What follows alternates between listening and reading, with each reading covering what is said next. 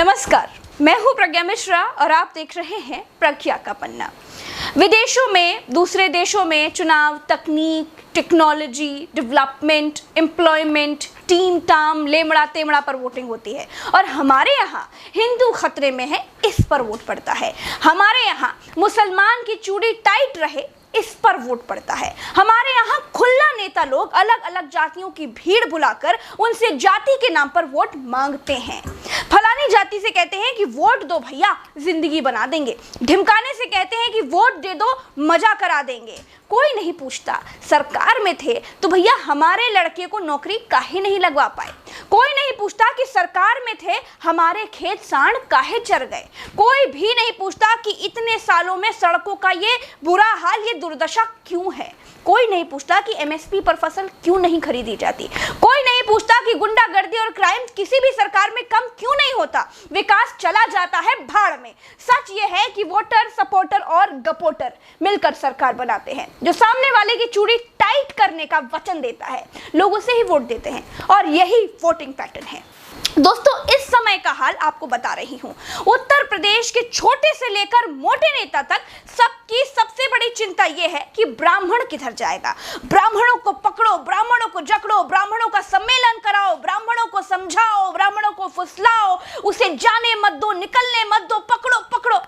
पंडित जी किधर जाएंगे? अरे भैया, ब्राह्मण के पास अपना दिमाग है। 33 साल से भले ही आपने उसे गद्दी पर नहीं बिठाया, लेकिन वो आज भी सोच सकता है, समझ सकता है, अपने डिसीजन खुद ले सकता है। उसको समझाने के लिए सम्मेलन करने की कोई जरूरत नहीं है। अपना पैसा सम्मेलन की जगह पर अगर लोगों की भलाई में बहाओ तो बहुत कुछ बदल जाएगा। ब्राह्मण सबसे ज्यादा समझदार वोटर है।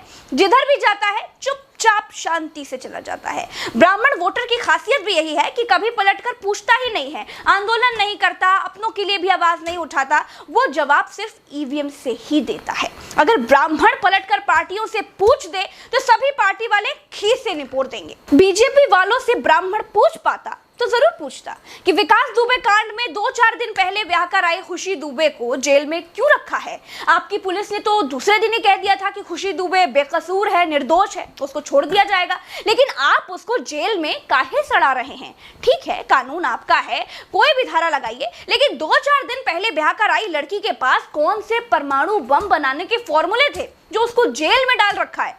कोई मुंह नहीं खोलता। लेकिन ब्राह्मण का वोट सबको चाहिए। ये बसपा वाले हैं, इनका तो नारा ही था कि तिलक, तराजू और तलवार, इनको मारो जूते चार। जिनको नहीं मालूम उनके लिए मैं और खोलकर बता देती हूँ। तिलक मतलब ब्राह्मण, तराजू मतलब लाला और तलवार मतलब ठाकुर। इतनी नफरत थी बसपा को तिलक, तराजू और तलवार से, लेकिन अब उसी तिलक पर लार टपका रहे हैं। अब ब्राह्मण शंख बजाएगा और हाथी आगे बढ़ता जाएगा। समाजवादी पार्टी को भी याद आया कि ब्राह्मण तो पेड़ में लगा हुआ वो आम है जिसे सब लोग चूसना चाहते हैं, तो वो भी पीछे क्यों रहे। इसीलिए समाजवादी पार्टी भी परशुराम जी की मूर्ति लगवा रही है।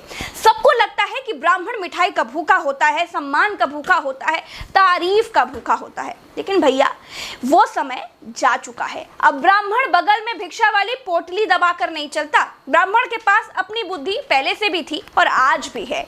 यूपी की सभी पार्टियां अलग अलग नामों से ब्राह्मण सम्मेलन कर रही हैं। बताइए, प्रबुद्ध वर्ग सम्मेलन चल रहे हैं। अरे भाई, ब्राह्मण प्रबुद्ध हुआ तो क्या बाकी सारी जातियां बेवकूफ हैं क्या?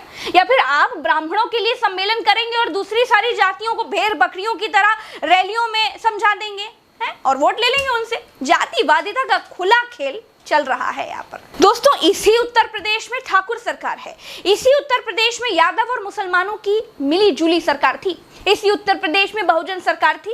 कांग्रेस का जमाना छोड़ दीजिए। तो जो लोग ब्राह्मण की इतनी पूजा करते घूम रहे हैं, उनका सम्मेलन कराते घूम रहे हैं, अगर उनकी नजरों में ब्राह्मण इतने ही पूजनीय हैं, तो किसी ब्राह्मण को उत्तर प्रदेश का मुख्यमंत्री क्यों नहीं बना देते? अखिलेश बना दें, पवन पांडे, अभिषेक मिश्रा है उनके पास, मुख्यमंत्री कैंडिडेट घोषित कर दें। योगी आदित्यनाथ के पास ब्राह्मणों की तो पूरी फौज है, किसी को भी कैंडिडेट घोषित कर दें।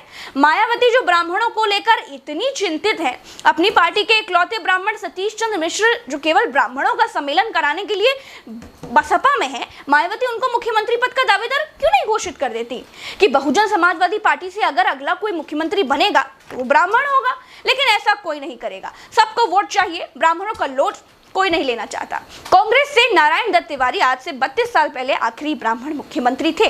तब से यादव, जाटव और ठाकुर के अलावा कोई और मुख्यमंत्री की गद्दी पर नहीं बैठा है। यूपी में कोई और कैंडिडेट मुख्यमंत्री बनने लायक नहीं है क्या? ब्राह्मण या किसी और जाति का कोई भी आदमी राजयोग लेकर नहीं पैदा हुआ है क्या?